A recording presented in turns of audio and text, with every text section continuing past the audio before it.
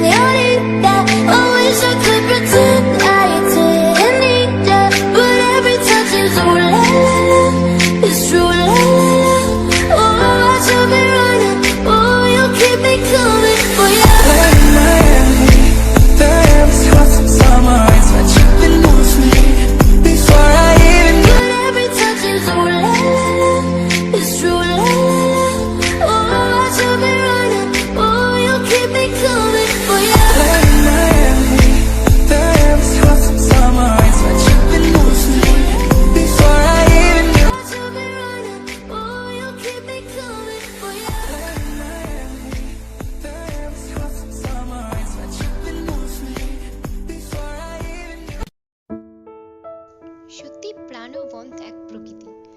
যত এগোচ্ছি তত যেন প্রাণটা চাইছে আরো এগিয়ে যেতে, কি আছে দেখার অপেক্ষায়।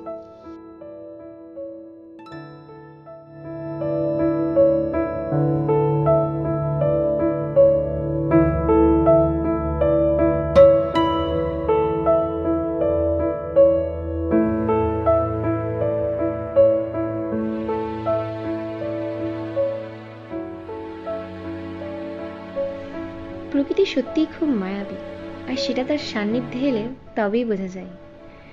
আর এত সুন্দর প্রকৃতি যার তুলনা সে নিজেই। আমি তো শুধু ভাবছি, ভগবানের শ্রেষ্ঠ সৃষ্টি যদি কিছু হয়ে থাকে তাহলে আমার মতে এই প্রকৃতি, যা অনুভব করার জন্য আমাদের একটা সুন্দর মনের দরকার হয়। আর সেটাও আমাদের মধ্যে ভগবান বর্তমান রেখেছে, তাই তো আমরা অনুভব করতে পারি এই প্রকৃতির অপূর্ব সৌন্দর্যকে। আমি মুগ্ধ নয়নে তাকিয়েছিলাম, আর মনের ভেতরের যত তৃষ্ণা ছিল তা নিবারণ করছিলাম এই প্রকৃতির সান্নিধ্যে এসে বা প্রকৃতিকে দেখে।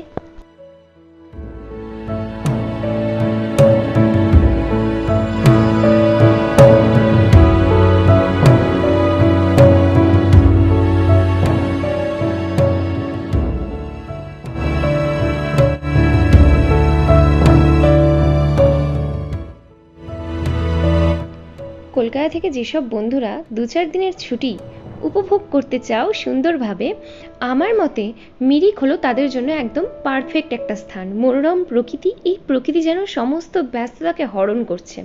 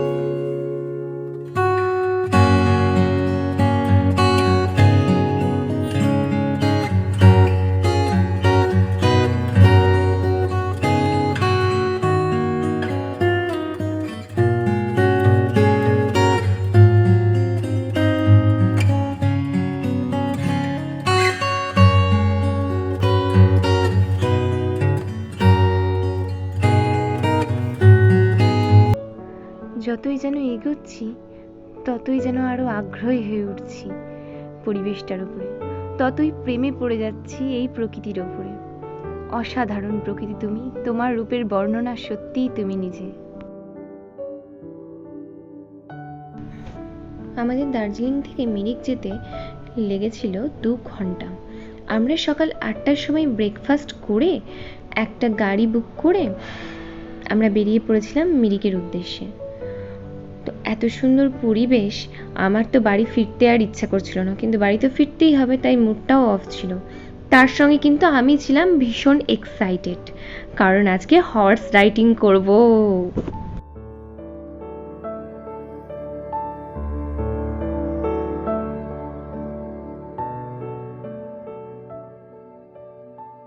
তোমরা এই মিরিক যাওয়ার পথে কিরকম অনুভূতি ফিল করেছো তা কিন্তু আমার কমেন্ট বক্সে জানাতে ভুলো না বন্ধুরা। অবশ্যই কিন্তু তোমাদের ভালো লাগাটাও আমার কমেন্ট বক্সে শেয়ার করো তোমরা।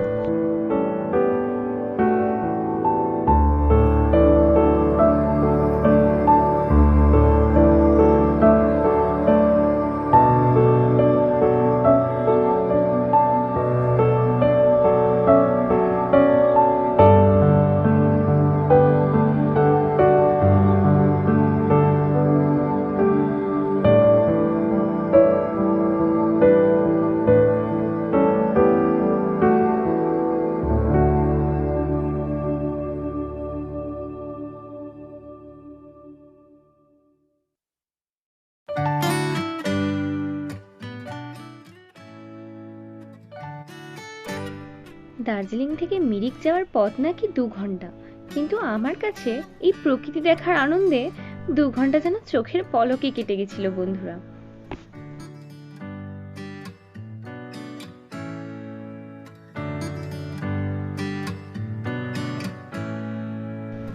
খুব মজা করেই কেটেছিল আমাদের, খুবই সুন্দর কয়েকটা দিন কেটেছিল। আমি ছিলাম, ভাই ছিল, আমার বোন ছিল, ও তো ছিলই, আর তার সঙ্গে তো আমার পুক্কু আছেই। তো ওদের সঙ্গে এই যে বাইরে বেরিয়ে যে মজাটা করা, সেটা কিন্তু বাড়িতে থাকলে একদমই হয় না। শুধু আমার নয়, অন্য মহিলাদের বলুন, অন্য পুরুষদেরও বলুন, এটা কিন্তু একদমই হয় না, কারণ তারা কাজের ভিড়ে থাকে, মহিলারাও তাই কাজের ভিড়ে থাকে, তাই ব্যস্ততা এমনভাবেই তাদেরকে ঘিরে রাখে, তাই রিল্যাক্স তারা হতেই পারে না।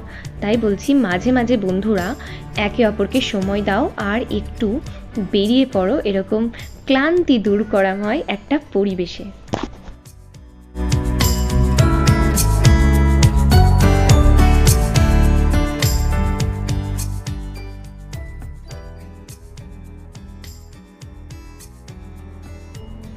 জানো ফ্রেন্ডস, আমার লাইফে প্রথম পাহাড়ি এলাকা কোন জায়গাটা? সেটা হলো এই দার্জিলিং। দার্জিলিংয়েই প্রথম এসে আমি পাহাড় দেখলাম, ফার্স্ট টাইম। তাহলে বলো কেমন লাগবে আমার কাছে? সবটাই আমার কাছে নতুন, আমি কোনোদিনও আগে আসিনি।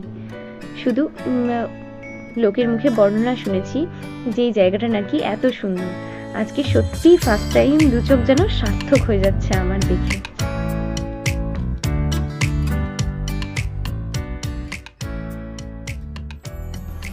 আই এম সরি ফ্রেন্ডস, তোমরা ভাবছো যে আমি হঠাৎ করে কেন সরি বলছি।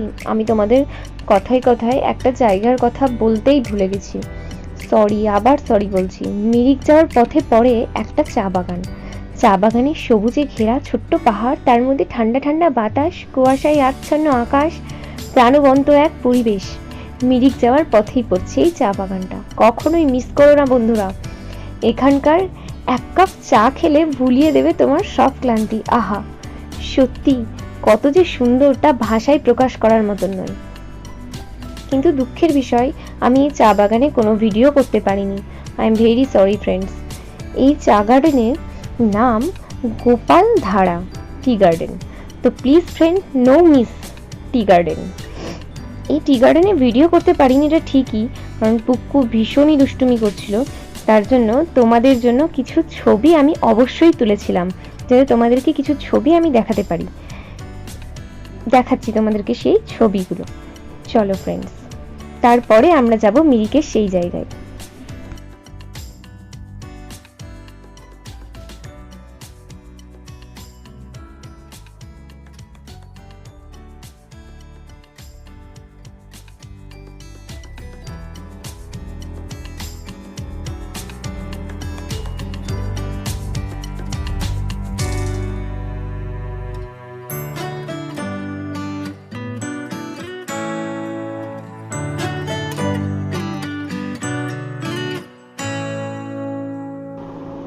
হলো সেই মিরিক, যার দেখার অপেক্ষায় আমরা এত সুন্দর রাস্তা পার করেছি। আমি আবার খুব সুন্দর করে সাজগোজ করেছি হর্স রাইডিং করবো বলে, ভীষণ এক্সাইটেডও আছি। তো এইটা দেখার অপেক্ষায়, চলো এইটা দেখে ফেলি এইবার কি কি আছে এর ভেতরে। চলো বন্ধুরা, আর দেরি নয়।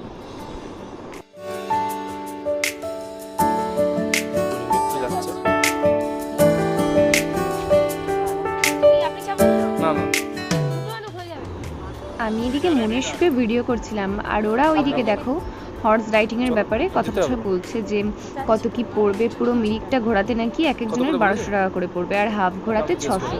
মানে আমরা যদি দুজন ঘুরি তাহলে 1200 পড়বে, আর যদি পুরোটা ঘুরি তাহলে 2400 পড়বে।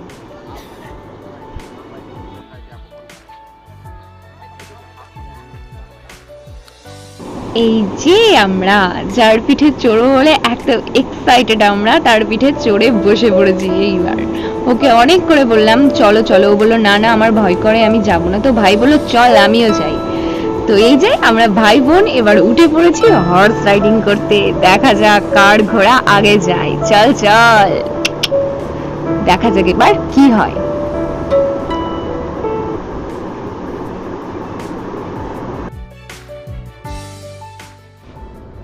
আমাদের দুজনের হর্সের কিন্তু একটা নাম ছিল।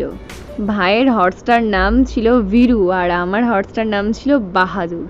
সত্যি সে বাহাদুর, জানো ফ্রেন্ডস, আমি যে কি নাজেহাল হয়েছি ঘোড়ার ওপর উঠে এসে আমিই বুঝতে পারছি। সে যতই অ্যাটিটিউড দেখায়, কিন্তু ভেতরটা পুরো শুকিয়ে আসছে। আমার মনে হচ্ছে কতক্ষণে আমি নামবো।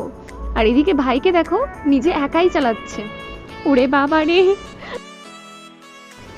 সে যাই হোক, একটা অ্যাডভেঞ্চার ব্যাপার ছিল, কিন্তু গোটা শরীরে একটা রোমাঞ্চকর ব্যাপার লাগছিল।